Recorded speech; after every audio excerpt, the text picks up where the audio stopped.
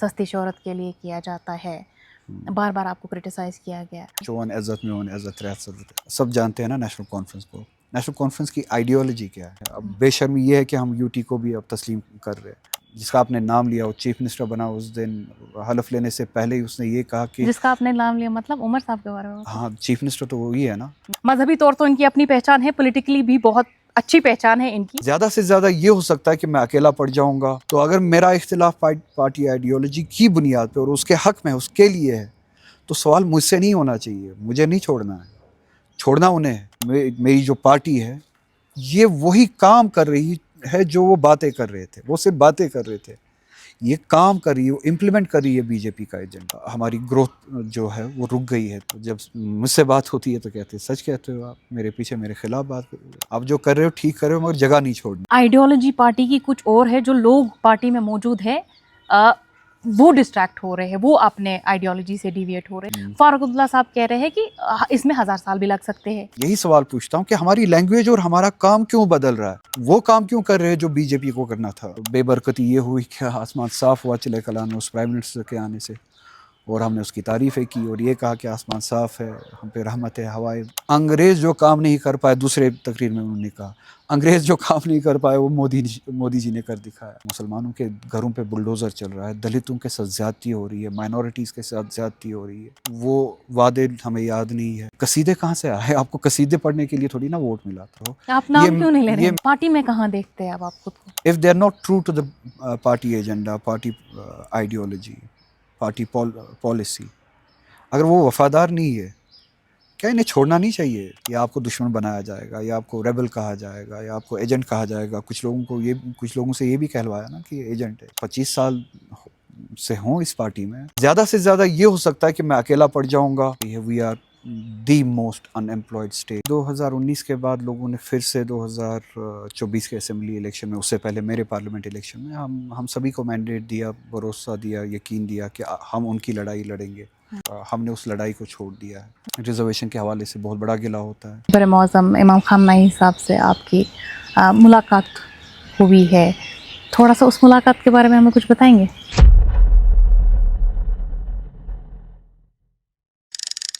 Candid conversations with Faza Zainab के इस podcast में हम आपका वेलकम करते हैं। आज हमारे साथ मौजूद है मेंबर ऑफ पार्लियामेंट अगरुल्ला साहब, जो मल्टीपल टाइम्स एमएलए भी रहे हैं। असेंबली से लेके पार्लियामेंट तक इन्होंने बार बार लोगों के मुद्दे भी उठाए हैं, आवाज़ भी उठाई है, और लोग इन्हें काफ़ी पसंद करते हैं। यूथ आइकॉन भी इन्हें कंसिडर किया जाता है। मजहबी तौर तो इनकी अपनी पहचान है, पॉलिटिकली भी बहुत अच्छी पहचान है इनकी। आज इनसे खास बातचीत करते हैं। इस पॉडकास्ट में आपका वेलकम करते हैं आगा साहब। हम शुरुआत हम ज़रा करेंगे यूथ से, क्योंकि यूथ जो है आपसे बहुत कनेक्टेड फील करते हैं। यूथ को आपसे मोहब्बत है। यूथ आपको जहाँ भी देखते हैं बहुत मोहब्बत से पेश आते हैं। क्या लगता है यूथ आपसे कनेक्शन क्यों फील कर रहे हैं? पहले तो मैं इस चीज़ के लिए शुक्रिया अदा करूँगा आपके ज़रिए यूथ का, अगर वो मुझे अपने मोहब्बत के लायक समझते हैं। और बहुत बार ऐसा ज़ाहिर भी हुआ है, कुछ एक्सपीरियंसेस है जिससे साबित होता है कि हाँ, वो मुझे अपनी मोहब्बत के लायक समझते हैं। इसके लिए उनका शुक्रिया अदा करूँगा। दूसरा, यूथ कश्मीर का, बिलखुसूस जम्मू कश्मीर का, इस टर्माइल की वजह से, इन अनसर्टनिटी की वजह से जम्मू कश्मीर का यूथ बहुत बुरे दौर से गुज़रा है। और अब लगभग 2 या 3 जनरेशन्स जो है वो लगातार, जिन्होंने अपनी नौजवानी की जो बेहतरीन वक्त होता है ज़िंदगी का, उसमें पॉलिटिकल अनसर्टनिटी देखी, सिक्योरिटी वाइज जो देखा, टर्माइल देखा, और पीस नहीं देखा।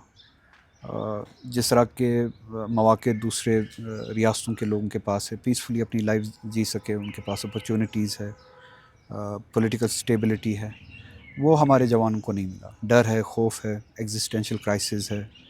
घर से निकलते ही बहुत सारे ऐसे सवाल हैं जिन सवालों से अबूर होके रोज़ लड़ना पड़ता है, और शाम को सही सालिम वापस आए, ये सवाल होता है। और सही सालिम वापस आने का मतलब सिर्फ इतना नहीं है कि वो ज़िंदा वापस आए। वो अनसर्टनिटी होने के साथ साथ ये भी सही सालिम के लिए सवाल ये भी है कि जब वो वापस आए, क्या वो किसी ज़्यादती को फेस किए बगैर आए। किसी पीएसए का शिकार बने बगैर आए, किसी हरासमेंट का शिकार बने बगैर आए, चाहे वो हमारे एस्टैब्लिशमेंट का हो या वक्तन फ़वक्तन हमने देखा सिक्योरिटी फोर्सेस जिसमें पुलिस का भी एक अहम रोल है। लगता है लोगों को कि हमें बैरियर्स से, चेक पॉइंट से, लेवल से क्रॉस करना पड़ता है जहाँ पे अनसर्टनिटी है। शाम को वापस आना एक स्ट्रगल के बाद वापस घर आना लगता है। एक नॉर्मल लाइफ नहीं है, पीसफुल लाइफ नहीं है, डिग्निटी नहीं है। कोई भी आपको रास्ते पे रोक के कहीं पे भी आपको पुकार सकता है, बेइज्जत कर सकता है, आपकी डिग्निटी को चैलेंज कर सकता है, क्वेश्चन कर सकता है, आपकी आइडेंटिटी को क्वेश्चन कर सकता है, आपके फ़ोन को चेक कर सकता है, आपके नाम पे सवाल पूछ सकता है, आपके बैकग्राउंड को के बारे में सवाल पूछ सकता है, आप यहाँ इस रास्ते से क्यों चल रहे हैं। एक सिक्योरिटी वाइज इतने सारे क्राइसिस है, इतने सारे चैलेंजेस है। सुबह निकल के घर वापस आना एक स्ट्रगल है यहाँ के जवान के लिए, यूथ के लिए। इसी के साथ साथ फिर अपॉर्चुनिटीज़ के हवाले से इस टर्माइल की वजह से इस 30 साल में जितना भी हुआ और फिर अनसर्टनिटी की वजह से, और ये जो पॉलिटिकल अनसर्टनिटी अब और ज़्यादा हो गई, इसकी वजह से अब अपॉर्चुनिटीज़ भी जो है वो यहाँ के यूथ के पास नहीं है। जॉब सिक्योर नहीं है, जॉब्स गारंटीड नहीं है, चाहे वो प्राइवेट सेक्टर हो या गवर्नमेंट सेक्टर हो। 2019 तक सिर्फ यहाँ के यूथ के लिए जितनी भी कम थी, ज़्यादा थी, जॉब्स थी, वो प्रोटेक्टेड थी यहाँ के बच्चों के लिए, यूथ के लिए, चाहे हिंदू हो, मुस्लिम हो, डोगरा हो, सिख हो, गोजरी हो, कश्मीरी हो, लद्दाखी हो, यहाँ के यूथ के लिए थी। अब वो प्रोटेक्शन भी नहीं है। अब रियासत के बाहर से भी लोग आके जॉब्स करते हैं यहाँ पे। एडमिनिस्ट्रेटिव लेवल पे लोगों का शौक़ होता है, यूथ का शौक़ होता है कि हम एक्सेल करके, पढ़ के फिर एडमिनिस्ट्रेटिव लेवल पे कहीं पर काम करेंगे, ऑफिसर्स होंगे, रियासत को चलाएंगे, सोसाइटी को चलाएंगे।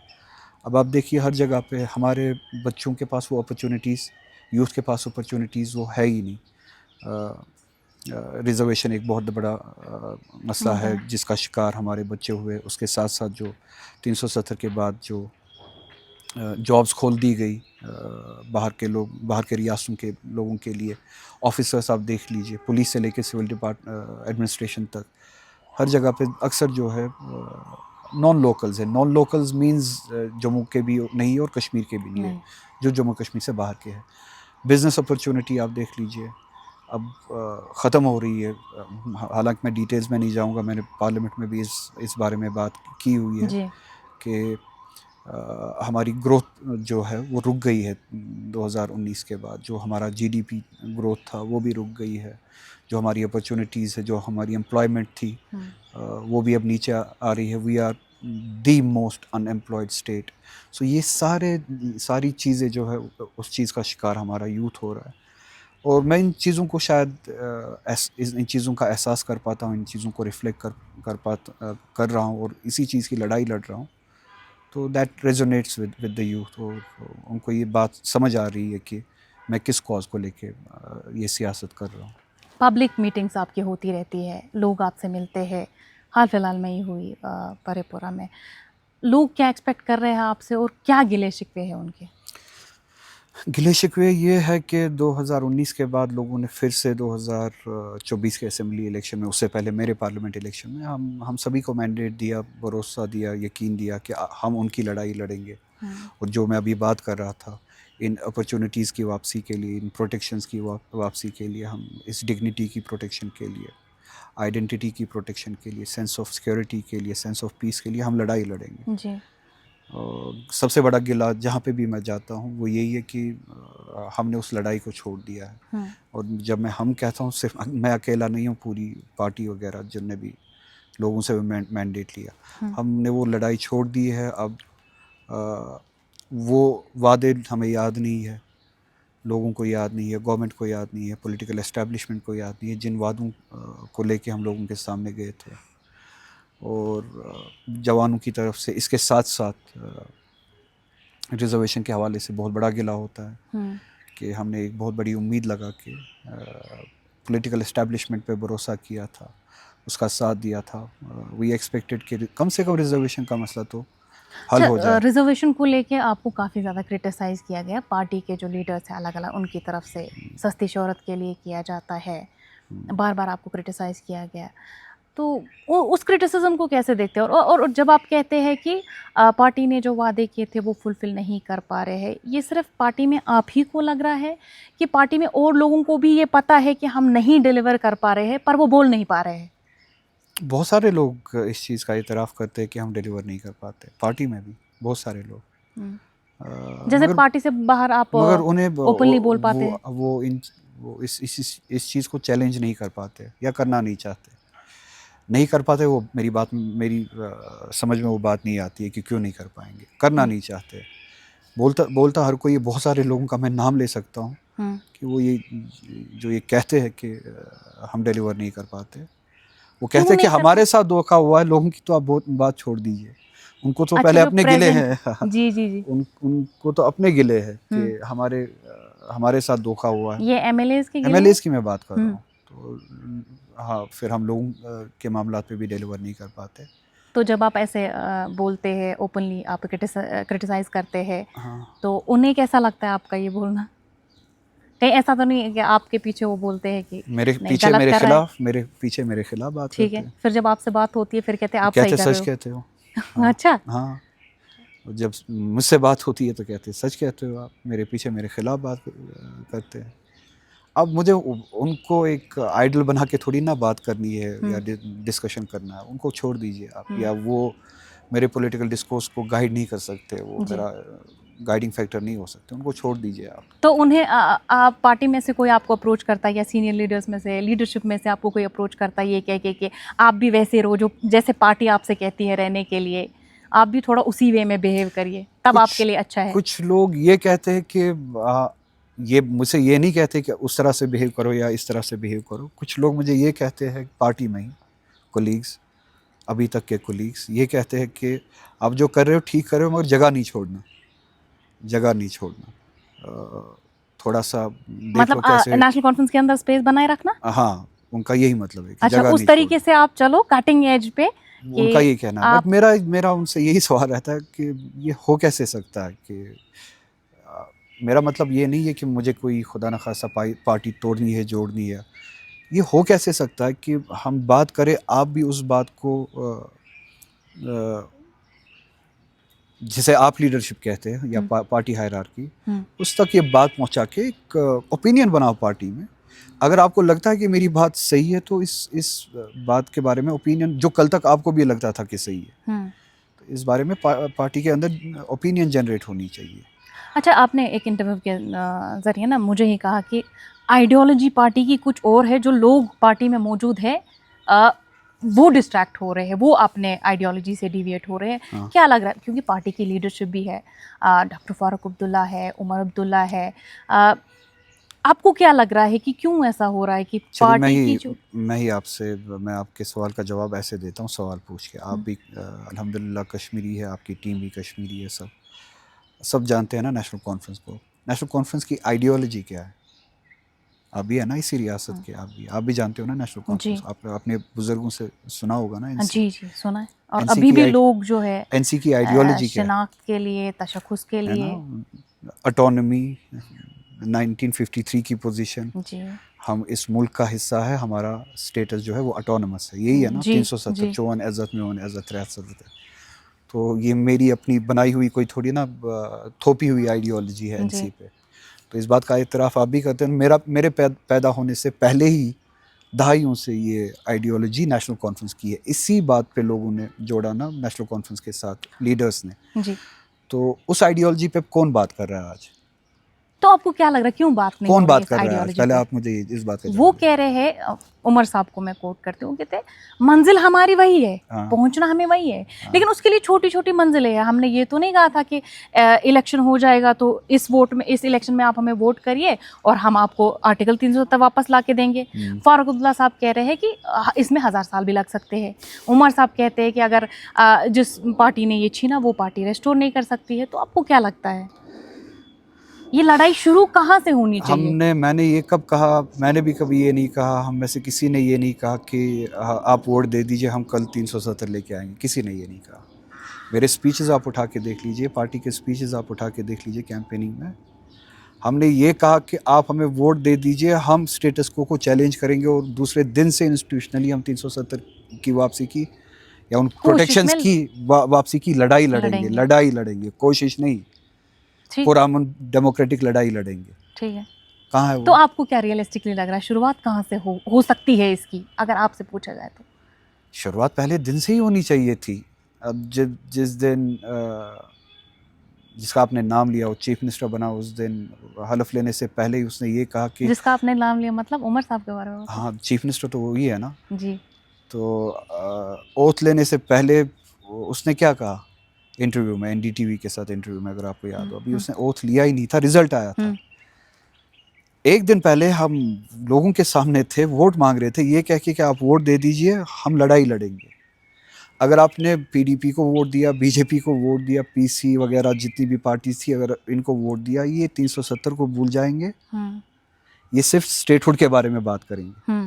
आप हमें वोट दे दीजिए, हम 370 स्टेटहुड के बहाने 370 को भूलने नहीं देंगे। हम स्टेटहुड को वो तो छोड़ ही दीजिए, वो हमारी लड़ाई नहीं है, हम 370 की अपनी प्रोटेक्शंस की लड़ाई लड़ेंगे। दूसरे दिन रिजल्ट आया, तीसरे दिन इंटरव्यू हुआ एनडीटीवी के साथ, और जो शख्स लोगों के सामने कल तक किसी और बात पे वोट लेने जा रहा था, उसने उसी का उल्टा बोला, एग्जैक्टली वही जुबान बोली जो बीजेपी, पीसी, पीडीपी, क्या नाम है इनका, अल्ताफ बुखारी, अपनी पार्टी वगैरह, ये जो जुबान इस्तेमाल कर रही थी कि देखिए अब तो 370 तो आएगा नहीं, हम फिलहाल स्टेटहुड की बात करेंगे, और इस पार्टी से हम 370 की बात क्यों करें जिसने 370 छीना, इससे हम स्टेटहुड की बात करें। तो कौन सी मजबूरियां रही होंगी उनकी भी? तो अगर ये बात सही थी कि फिलहाल बीजेपी जो है सिर्फ स्टेटहुड देगी, तो हमें इनके रास्ते में क्यों आना था?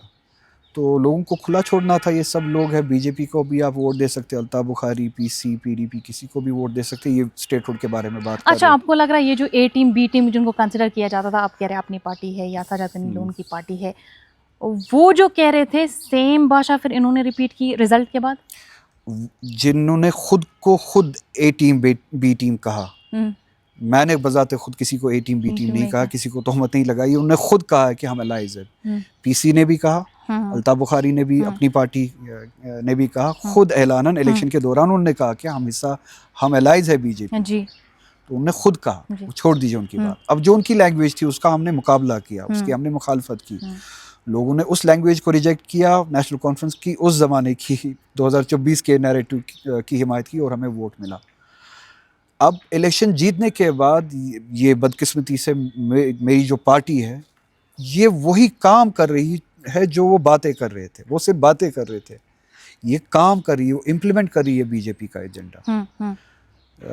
370 की एब्रोगेशन को लेजिटिमाइज कर रहे हैं, 370 के एब्रोगेशन को नॉर्मलाइज कर रहे हैं कि अब हो गया, अब स्टेटहुड की बात करते हैं, स्टेटस को लेजिटिमाइज कर रहे हैं, और ये इंस्टीट्यूशनली भी किया। दूसरा जो मैं आपको ये बताना चाहता था, दूसरा मौका जब हमने गवाया, जो दूसरा स्टेप होना था, पहले इंटरव्यू के बाद दूसरा मौका था, जहाँ से मुझे लगना शुरू हुआ कि कहीं पे गड़बड़ है, जब वो रेजोल्यूशन की बात हुई, क्योंकि हमने वादा किया था कि असेंबली के जरिए पहला रेजोल्यूशन जो होगा वो पहले बिजनेस में हम रेजोल्यूशन, पहला बिजनेस जो होगा वो रेजोल्यूशन का होगा against the abrogation of article 370। वो आया, मेरे साथ रेजोल्यूशन का ड्राफ्ट शेयर नहीं किया गया, मुझे डार्क में रखा गया, मुझे सिर्फ ये, चूँकि मैंने 3-4 बार स्ट्रेस किया, बहुत पीछे पड़ा कि रेजोल्यूशन आना चाहिए, मुझे यकीन दहानी दी गई, वादा दिया गया कि रेजोल्यूशन आएगा, फिर मेरे साथ ड्राफ्ट शेयर नहीं किया गया। ठीक है, पार्टी ने रेजोल्यूशन बनाया, उसका ड्राफ्ट मेरे साथ शेयर नहीं किया गया, मैं गुडविल में था, मुझे लगा ठीक है। रेजोल्यूशन जब आया तो उस रेजोल्यूशन वो जब पास हुआ, सबको लगा कि, हमें लगा कि कम से कम इस हद तक हम आगे आ गए, और उसमें फिर 370 को रिजेक्ट करने की लैंग्वेज ही नहीं थी। स्पेशल स्टेटस, ठीक है, स्पेशल स्टेटस भी मैं मानता हूँ, ठीक है, आप 370 भी यूज़ मत कीजिए, उसमें इस तरह का सेंटेंस ही नहीं था कि we reject the decisions taken on August 5। अच्छा, फिर आपने ड्राफ्ट देखा? हाँ, उसके बाद देखा, तो उसकी लैंग्वेज भी माइल्ड थी। हमारा स्टेट जो है डिवाइड हुआ था, लद्दाख ही उसमें जिक्र ही नहीं है, लद्दाख हमसे छीना गया, उसमें जिक्र ही नहीं है। तो दूसरा स्टेप आपने देखा कि रेजोल्यूशन माइल्ड लैंग्वेज में था, कंप्रोमाइजिंग लैंग्वेज। ये लैंग्वेज क्यों बदल गई फिर? यही तो आपको सवाल पूछना उनसे, ये मुझसे सवाल पूछा जाता है, मसला यही है। मैं पार्टी से यही सवाल पूछता हूँ कि हमारी लैंग्वेज और हमारा काम क्यों बदल रहा है। मीडिया हो या लोग हो, मुझ पे कहीं, सारे लोग नहीं, अक्सर लोग नहीं, कोई लोग जो क्रिटिक्स है वो मुझ पे तनकीद करते हैं, ये उंगली क्यों उठाता है, ये सवाल क्यों पूछता है। सवाल क्या पूछ रहा हूँ पहले वो तो जान लो। जो सवाल आपने पूछा वही सवाल मैं पूछ रहा हूँ कि ये लैंग्वेज चेंज क्यों हो रही है, काम चेंज क्यों हो रहा है। हम वो काम क्यों कर रहे हैं जो बीजेपी को करना था जम्मू कश्मीर में, जो अपनी पार्टी को, पीसी को, पीडीपी को करना था, हम वो काम क्यों कर रहे। हमें रेजिलियंस करनी थी, हमें रेजिस्ट करना था, हमें इस मैंडेट को लेके डेमोक्रेटिकली स्टेटस को चैलेंज करना था। वो सब क्यों नहीं हो रहा है। उसके बाद आपने देखा, उसके बाद 370 के बारे में आज तक इन्होंने कोई बात की नहीं, उन प्रोटेक्शंस के बारे में कोई बात की नहीं है। प्राइम मिनिस्टर आए यहाँ पे, उनकी मदासराई की चिल्लाई कलान में, जब आसमान पे बादल छाए होने चाहिए थे, बर्फ़ होनी चाहिए थी, और बेबरकती ये हुई कि आसमान साफ़ हुआ चिल्लाई कलान में उस प्राइम मिनिस्टर के आने से, और हमने उसकी तारीफ़ें की और ये कहा कि आसमान साफ़ है, हम पे रहमत है, हवाएं चल रही है, वो पानी कहते हैं, वो बरस सिर्फ रहा है। चीफ मिनिस्टर ओमर अब्दुल्ला कहते हैं कि मैं सिर्फ नेशनल कॉन्फ्रेंस को रिप्रेजेंट नहीं करता हूँ, मैं यूनियन टेरिटरी जम्मू कश्मीर को रिप्रेजेंट करता हूँ। ऐसे ही चाहे प्राइम मिनिस्टर नरेंद्र मोदी है या होम मिनिस्टर अमित शाह है, वो सिर्फ बीजेपी को रिप्रेजेंट नहीं करते हैं, वो रिप्रेजेंट करते हैं गवर्नमेंट ऑफ इंडिया को।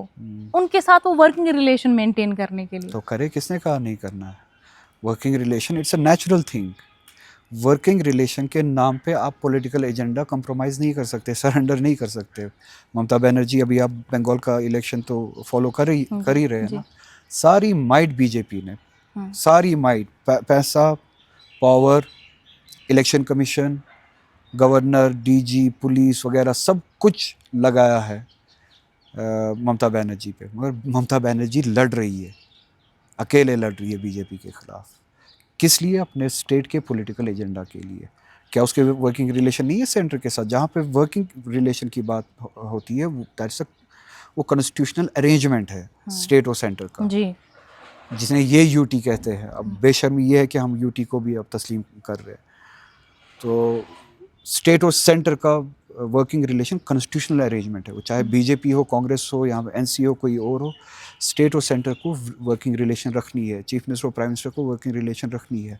मगर कहीं पे भी कोई भी बागैरत पॉलिटिशियन लीडर अपनी रियासत का वर्किंग रिलेशन के नाम पे पॉलिटिकल एजेंडा कंप्रोमाइज़ नहीं करता है। बंगाल ने कंप्रोमाइज़ नहीं किया, तमिलनाडु ने कंप्रोमाइज़ नहीं किया, साउदर्न स्टेट्स ने कंप्रोमाइज़ नहीं किया।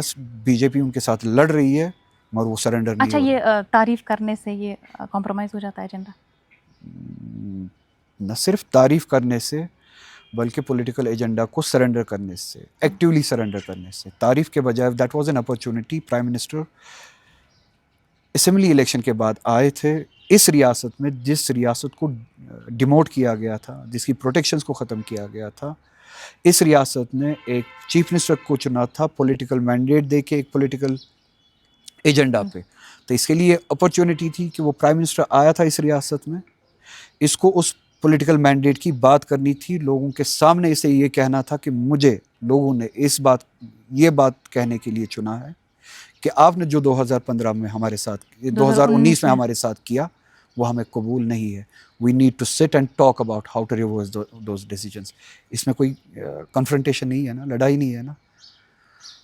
आप यहाँ पे आए, मैं प्राइम मिनिस्टर के इंस्टीट्यूशन का एहतराम करता हूँ, मैं आपके साथ वर्किंग रिलेशन का एहतराम रखता हूँ, मगर मैं इस अपॉर्चुनिटी का इस्तेमाल करना चाहता हूँ कि जो मुझे मैंडेट मिला है, मैं उस मैसेज को लोगों के ज़रिए, अपने ज़रिए, इस प्लेटफॉर्म पे आप तक पहुँचाऊँ। आप कश्मीर में आए हैं, मैं कश्मीर की बात को आपके सामने रखना चाहता हूँ। क्या वो बात हुई? नहीं हुई ना। अंग्रेज़ जो काम नहीं कर पाए, दूसरे तकरीर में उन्होंने कहा, अंग्रेज़ जो काम नहीं कर पाए वो मोदी जी ने कर दिखाया। जिस हिंदुस्तान में, इस रिजीम में मुसलमानों के सीने पे छुरी चल रही है, मुसलमानों के घरों पे बुलडोज़र चल रहा है, दलितों के साथ ज़्यादती हो रही है, माइनॉरिटीज़ के साथ ज़्यादती हो रही है, साउथ से लेके ईस्ट तक, ईस्ट से लेके ऊपर नॉर्थ हमारे कश्मीर तक, इंस्टीट्यूशंस को कमज़ोर किया जा रहा है, स्टेट्स को कंप्रोमाइज़ और डिग्रेड किया जा रहा है, हमारी प्रोटेक्शंस ख़त्म, आइडेंटिटीज़ ख़त्म, सब कुछ ख़त्म किया जा रहा है। आप कसीदे पढ़ रहे हैं, जब इस मुल्क में रेजिस्टेंस की ज़रूरत है, पॉलिटिकल डेमोक्रेटिक रेजिस्टेंस की ज़रूरत है, इस राइट विंग एक्सट्रीमिज़म के ख़िलाफ़, इस फैशिस्ट आइडियोलॉजी के ख़िलाफ़, आप कसीदे पढ़ रहे हैं। ठीक है, प्राइम मिनिस्टर आया है रेलवे की इनाग्रेशन के लिए, आप कहिए इंस्टीट्यूशन का एहतराम है, प्राइम मिनिस्टर आया, आज इनाग्रेट हुआ। आपसे पहले की सरकारों ने इस काम की शुरुआत की है, आपकी किस्मत है कि आपके ज़माने में ये काम मुकम्मल हुआ, आप इसके इफ्तिताह के लिए आए, हम आपको भी मुबारकबाद करते, शुक्रिया करते, उसके साथ साथ अपनी स्टेट के एजेंडा की बात करते। ये कसीदे कहाँ से आए? आपको कसीदे पढ़ने के लिए थोड़ी ना वोट मिला था। अच्छा, जो जम्मू कश्मीर नेशनल कॉन्फ्रेंस का अब स्टैंस है, जिस हिसाब से आप कह रहे हैं, या जो उनका प्रोग्रेस है, उस हिसाब से आप इस पार्टी का फ्यूचर क्या देख रहे हैं? वो लोग तय करेंगे, वो लोग आज बात कर रहे हैं, तो उसी से रिफ्लेक्ट हो रहा है कि जो भरोसा 2024 में लोगों ने इस पार्टी पे किया, वो दोबारा नहीं करेंगे। और बदकिस्मती की बात यह है कि न सिर्फ इन चीज़ों से न सिर्फ एक पॉलिटिकल पार्टी से भरोसा हटता है, बल्कि पूरे के पूरे पॉलिटिकल एस्टेब्लिशमेंट से, इस इंस्टीट्यूशन ऑफ डेमोक्रेसी से भरोसा हटता है लोगों का। तो मेरा खदशा वही है, इस बिट्रेयल के बाद, इस भरोसे के बाद जो बिट्रेयल हो रहा है ना, इससे एक ज़ात, इस चीफ मिनिस्टर से भरोसा नहीं हटेगा, इस इंस्टीट्यूशन से भरोसा हटेगा लोगों का, जो हट चुका था, बड़ी मुश्किल से वो बहाल हुआ था, लोगों ने फिर से भरोसा किया था। तो इस इंस्टीट्यूशन का, इस एस्टेब्लिशमेंट का ही, उसमें न सिर्फ एक पार्टी, हम सब जद में आएंगे, हम सब इसके जद में आएंगे, सबसे भरोसा उठेगा, और जो उसके प्राइमरी जो रेस्पॉन्सिबल पार्टी होगी, वो तो सबसे बड़ा नुकसान उठाएगी। अच्छा, उमर अब्दुल्ला से पहले कैसी दोस्ती थी, मतलब जो अब थोड़ा सा कॉन्ट्रडिक्शंस है? अच्छा वक्त गुजारा है दो इंसानों की हैसियत से, डिसेंट रिलेशनशिप था, कोई दोस्ती ऐसी नहीं थी कि मैं कहूँगा कि कोई ख़ास दोस्त थे या वो कहे कि मेरे कोई ख़ास दोस्त थे। डिसेंट रिलेशनशिप थी। मुझे अपने लाइंस का पता था, मैं एक हद तक कंफर्टेबल रहता हूँ, उस चीज़ से ज़्यादा मैं आगे बढ़ता नहीं हूँ।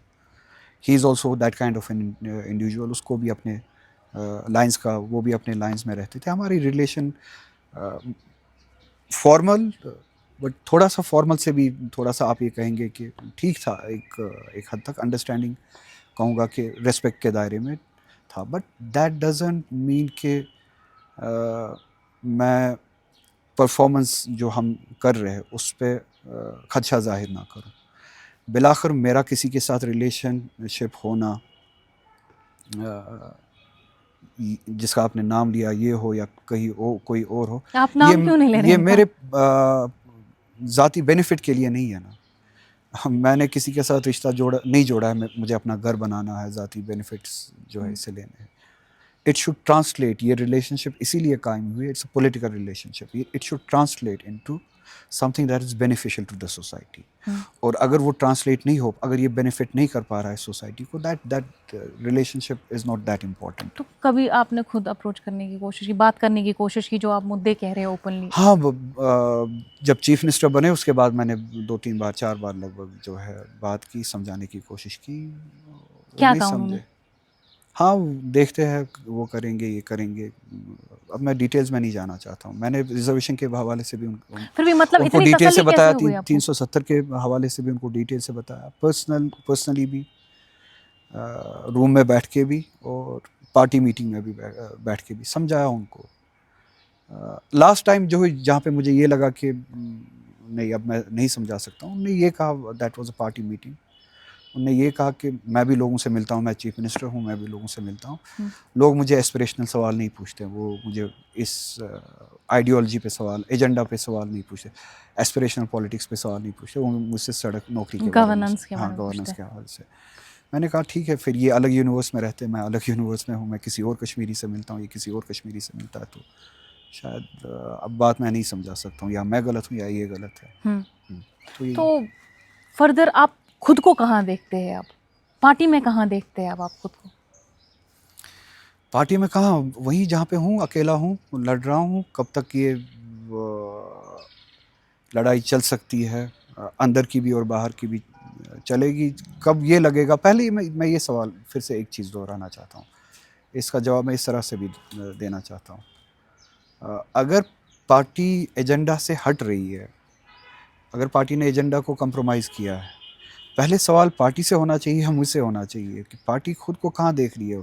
इन लोगों को छोड़ना नहीं चाहिए, इस प्लेटफॉर्म को, if they are not true to the party agenda, party ideology, party policy, अगर वो वफादार नहीं है, क्या इन्हें छोड़ना नहीं चाहिए? या क्या ये एंटरप्रेन्योरशिप है, ये एंटरप्राइज है, प्राइवेट एंटरप्राइज है किसी की, कि जो जैसे चाहे मोड़े, जिस दिन भी चाहे इसको मुड़ सकती है। इसका कोई, इस पार्टी की कोई मॉरल डायरेक्शन नहीं है, आइडियोलॉजिकल डायरेक्शन नहीं है, इसकी कोई आइडियोलॉजी, इसका कोई एजेंडा नहीं है। क्या ऐसा है? क्या ये प्राइवेट एंटरप्राइज है? अगर इसकी एक मॉरल डायरेक्शन है, इसकी एक आइडियोलॉजिकल लाइन है, डायरेक्शन है, एक एजेंडा है, फिर पैरामीटर और स्केल जो है ना, वो आइडियोलॉजी होगी, शख्स नहीं। मैं इख्तिलाफ कर रहा हूँ, फिर मुझे स्केल पे तोला जाएगा कि क्या मेरा इख्तिलाफ पार्टी आइडियोलॉजी के खिलाफ है या पार्टी आइडियोलॉजी के बुनियाद पे, उसके हक में है। तो अगर मेरा इख्तिलाफ पार्टी आइडियोलॉजी की बुनियाद पे और उसके हक में, उसके लिए है, तो सवाल मुझसे नहीं होना चाहिए, मुझे नहीं छोड़ना है, छोड़ना उन्हें है। हाँ, अगर ये प्राइवेट एंटरप्राइज बन चुका है तो ठीक है, फिर मुझे छोड़ना चाहिए। इसमें कोई भी मोड़ सकता है कहीं भी, आइडियोलॉजी ये सब कुछ बकवास है। प्राइवेट एंटरप्राइज है, जिस दिन मन करे वो वैसे मोड़ सकता है, जहाँ पे भी झुकाना है झुका दे, जहाँ पे भी सरेंडर करना है कर दे। मज़े चलने चाहिए, कुछ लोगों के प्रोटोकॉल्स चलने चाहिए, वही है। ये एज ए पॉलिटिशियन सच बोलने में रिस्क कितना है? बहुत रिस्क है, पॉलिटिकली रिस्क है। जिस हवाले से लोग पॉलिटिक्स को समझते हैं आज के ज़माने में, पहले ही आपकी पार्टी जो है आपकी दुश्मन बन जाती है, क्योंकि they don't believe in the politics of conscience. ज़मीर की सियासत में वो यकीन नहीं रखते। एंट्री पॉइंट पे आपको बोलेंगे कि लोगों की बात करनी है, लोगों की खिदमत करनी है, रियासत की आइडियोलॉजी, तशख़्ख़ुस, चुन इज़्ज़त में होने से। फिर जब आप पार्टी के साथ काम करो, पार्टी के लिए मेहनत करो, फिर एक स्टेज पे पहुंचो, फिर आपको कहा जाएगा कि या तो आप हमारे मातहत रहे, वरना आप छोड़ दे, या आपको दुश्मन बनाया जाएगा, या आपको रेबल कहा जाएगा, या आपको एजेंट कहा जाएगा। कुछ लोगों से ये भी कहलवाया ना कि एजेंट है, ये भी कहलवाया जाएगा। ये कहलवाता कौन है? यही जो पार्टी हायरार्की में टॉप लेवल पे, मैं सिर्फ डॉक्टर साहब के बारे में ऐसा नहीं कहना चाहूँगा, उनके नीचे बाकी जो हायरार्की है वो कहलवाते हैं, खुद कहलवाते हैं लोग अपने। अच्छा, फिर आपसे कौन कहता है ये कि ऐसा कहलवाया गया? अब 25 साल से हों इस पार्टी में, कुछ तो लोग, चलिए कभी हमदर्दी से भी ना बोलते हो, किसी और वजह से तो बोलते ही हैं, कुछ लोग हमदर्दी से भी बोलते होंगे। ऐसा नहीं है कि मैं नया हूँ इस पार्टी में, कल आया हूँ, आज की बात है। बहुत सारे लोगों से जो है मैं वहाँ पे सीनियर हूँ, बहुत सारे सीनियर्स के साथ काम किया है, उनसे ज़्यादा काम किया है पॉलिटिकली, इलेक्टोरली। ये पिछला इलेक्शन में मेरी पहली कैंपेनिंग नहीं थी। 2002 से लेके आज तक, चाहे पार्लियामेंट इलेक्शंस हो, असेंबली इलेक्शंस हो, पिछले इलेक्शन में स्कोप बढ़ा, रीजन बढ़ा, मगर इस तरह की कैंपेनिंग मैंने 2002 से लेके 2024 तक हर किसी पार्लियामेंट इलेक्शन में की है, हर किसी असेंबली इलेक्शन में की है। तो बहुत सारे लोगों ने बेनिफिट भी उठाया है, वो एमएलएज नहीं होते अगर मैं उनके इलाकों में नहीं गया होता। अच्छा, इस टाइम में आज भी बहुत सारे, तो उनमें से कुछ लोग तो होंगे ना, छोड़िए एमएलएज की भी बात मैं नहीं करूँगा, बेचारे कम है, उन पे सीधे उनको निशाना बनाया जा सकता, उंगली उठेगी। बहुत सारे लोग हैं पार्टी में जो कहते हैं कि अंदर क्या हो रहा है, किस तरह से हो रहा है, क्या बताया जाता है। अब जो भी बताया जाता है अफसोसनाक है। तो आप सच की सियासत की बात कर रही थी, तो इसी दौरान जब आपकी पार्टी आपको बर्दाश्त नहीं कर पाती है, फिर आपको बीजेपी जैसी एक्सट्रीमिस्ट ताकत से मुकाबला करना होता है, जो कुछ भी करते हैं आपको खामोश कराने के लिए।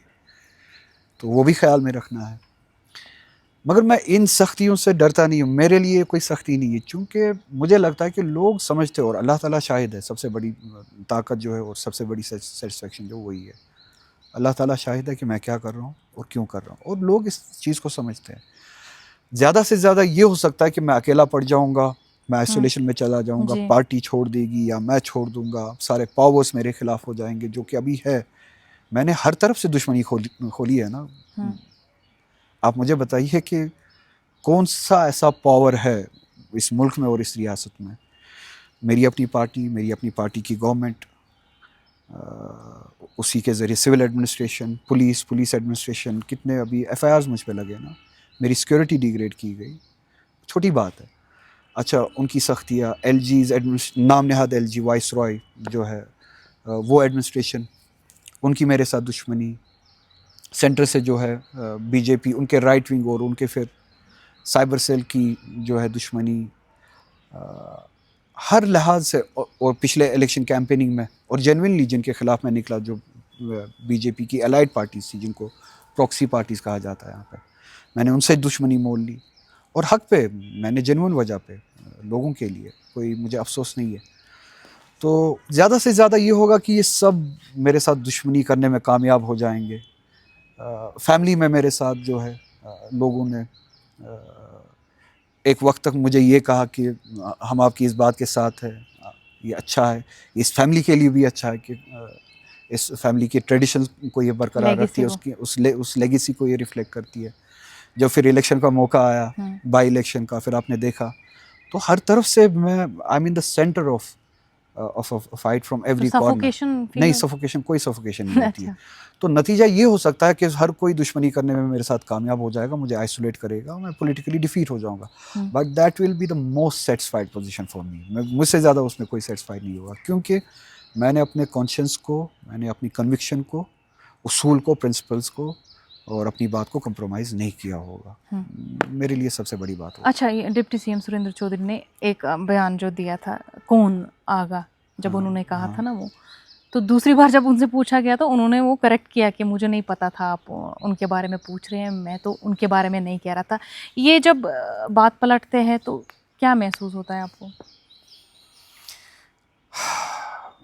ये भी डायरेक्शंस है, डायरेक्शंस ही है इस बेचारे को। एक तो हमने यहाँ पे मेहनत की, माहौल बनाया, लोगों ने साथ मिलके माहौल बनाया, नेशनल कॉन्फ्रेंस को मैंडेट मिला, उस मैंडेट के नतीजे में मिनिस्ट्रीज़ बनी, ठीक है।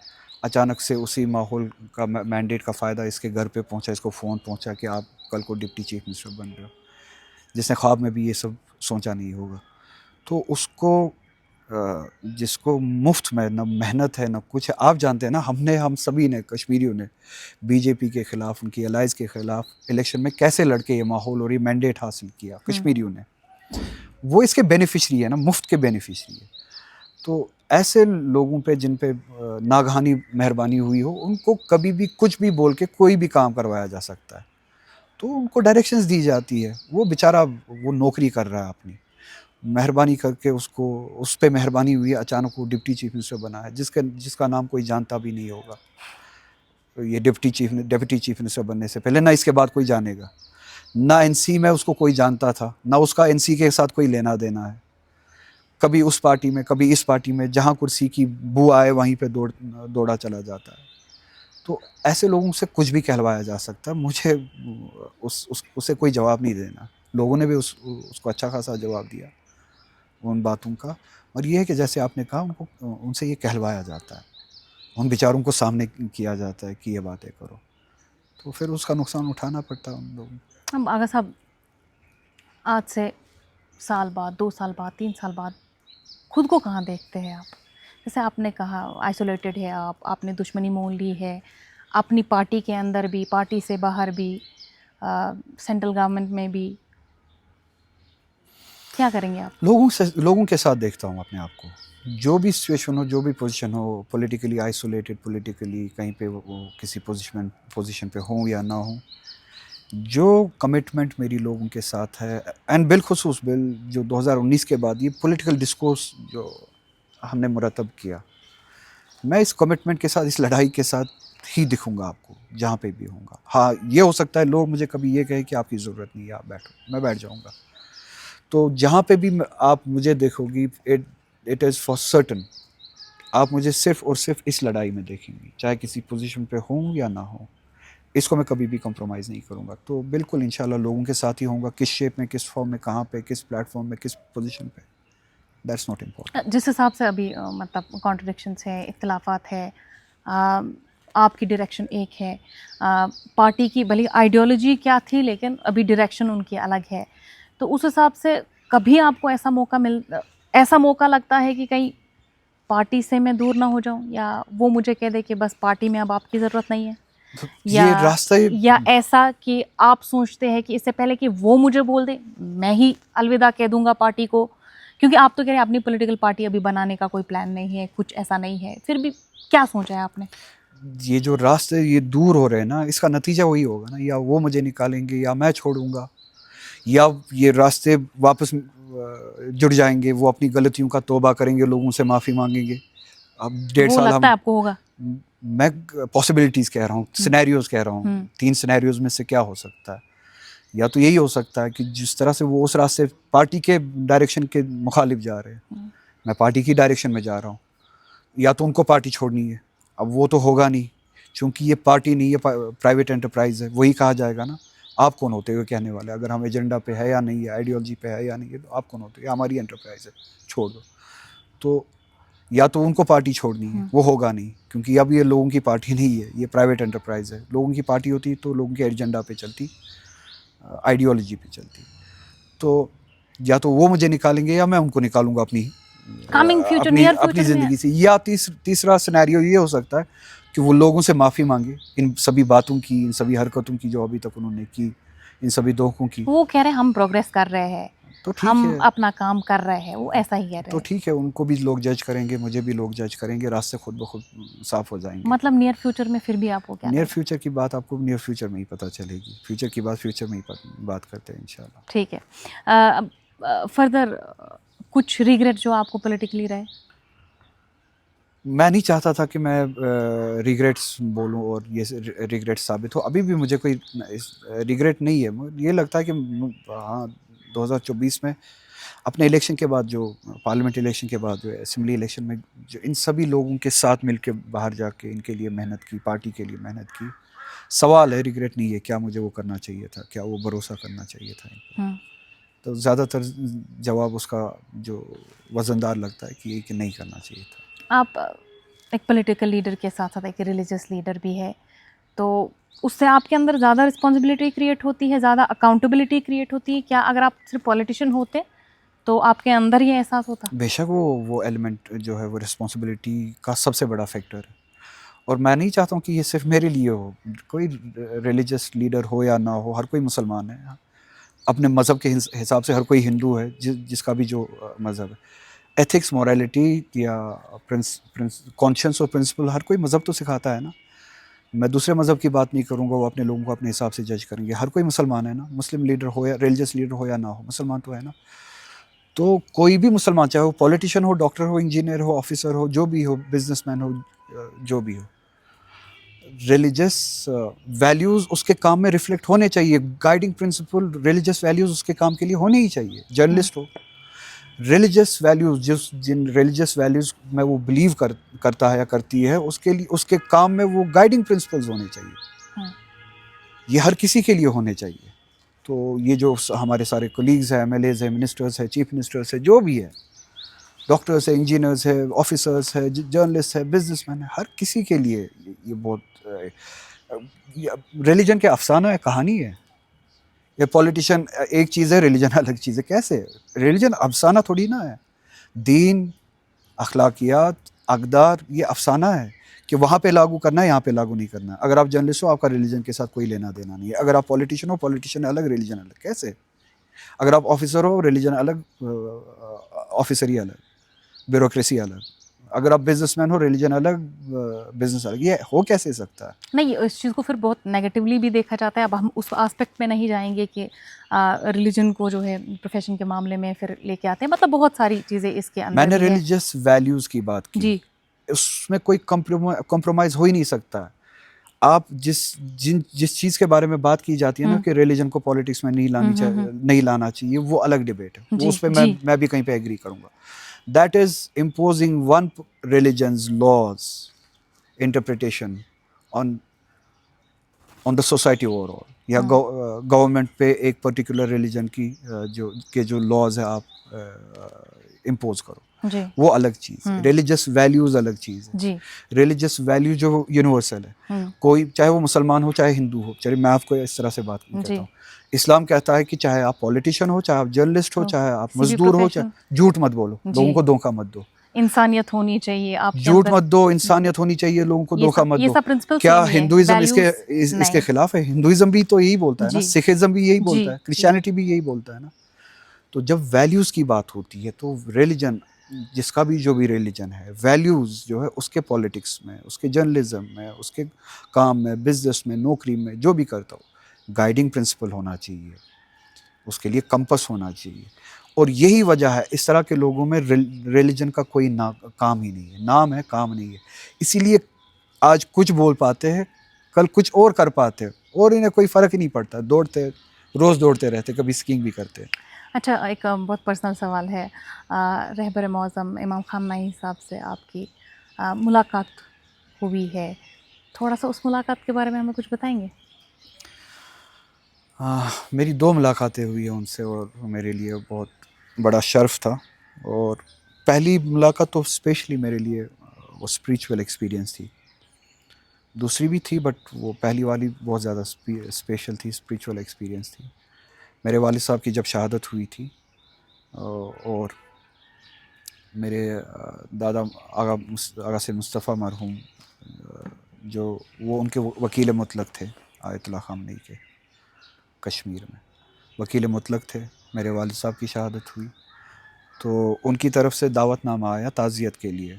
वो तो खुद यहाँ नहीं आ पाते, तो उन्होंने आगा साहब को तेहरान बुलाया ताज़ियत के लिए मेरे वालिद साहब यानी उनके फ़र्जन की शहादत पे। और उस दावतनामे में मुझ हकीर के लिए भी दावत था कि शहीद के फ़र्जन को भी।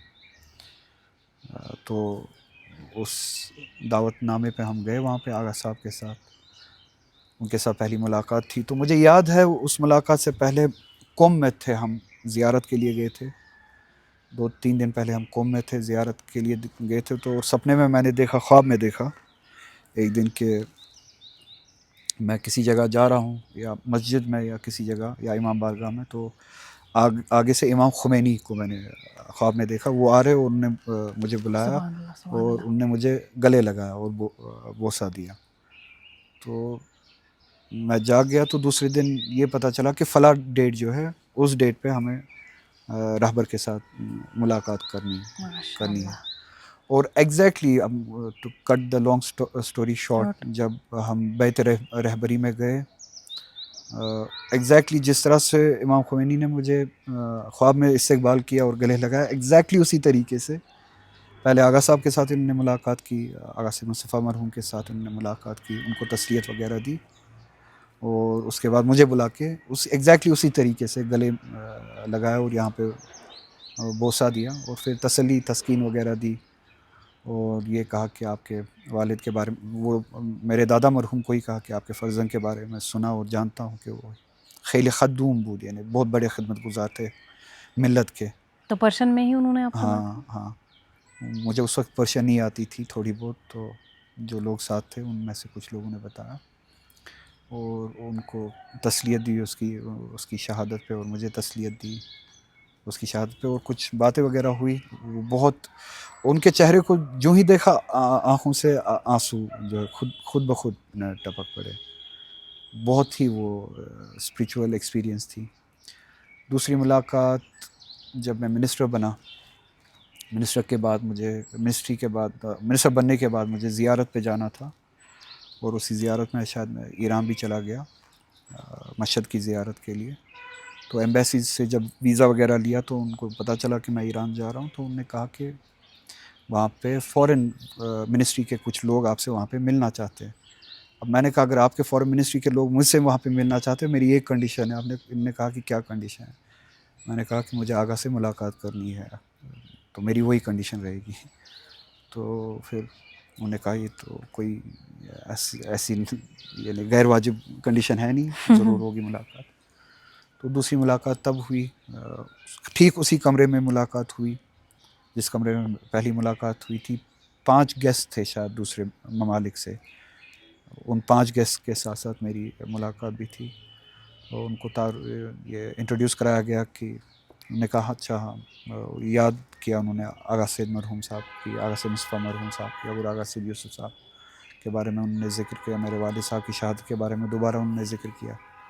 और उनमें ये बताया गया कि यही इंट्रोड्यूस किया ही गया, उसी दौरान ये बताया गया कि वहाँ पे स्टेट में जो है मिनिस्टर है कैबिनेट के, तो ये तब मुझे थोड़ी बहुत फ़ारसी जो है मैंने सीखी थी।